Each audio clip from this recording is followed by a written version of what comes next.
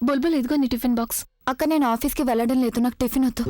అమ్మకు ఒంట్లో బాగాలేకపోతే నేను ఆఫీస్కి ఎలా వెళ్తాను? నా దగ్గర కొన్ని ఇంపార్టెంట్ పేపర్స్ ఉన్నాయి, ఇవి ప్రవీణ్కి ఇచ్చేసి వస్తాను. చూడు, ఒకవేళ నీకు ఆఫీస్లో పనులుంటే నువ్వు వెళ్ళిరా, అమ్మ దగ్గర నేనున్నాను కదా.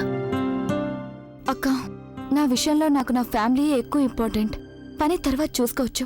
అంతేకాకుండా నిన్నలా జరిగిన తర్వాత అది నేను గనుక ఆఫీస్కి వెళ్ళిపోతే అక్క మీరంతా ఇంటిని హాస్పిటల్గా చేసేస్తారు. నేను ఈ పేపర్స్ ఇచ్చేసి ఇంటికి వచ్చేస్తాను. అక్క ముందు నేను ఆఫీస్కి ఫోన్ చేసి ప్రవీణ్ వచ్చాడో లేదో కనుక్కుంటాను.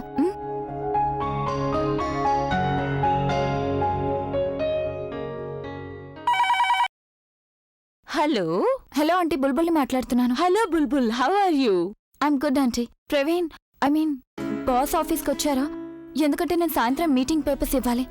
No, boss is not in the office. ఆయన వాళ్ళింట్లోనే ఉన్నారు. ఆయన అట్నుంచి అటే మీటింగ్ కి వెళ్తానన్నారు. సరే అయితే నేను ఆ పేపర్స్ ఇంట్లో ఇచ్చేస్తాను. Okay bye. బాయ్. ప్రవీణ్ ఆఫీస్లో లేడంట, నేను వాళ్ళ ఇంటికి వెళ్ళి తనకి పేపర్స్ ఇచ్చేయాలి. బుల్బుల్, ఇంట్లో జరిగిన వాటి గురించి తనకేమీ చెప్పొద్దు, అనవసరంగా టెన్షన్ పడతాడు.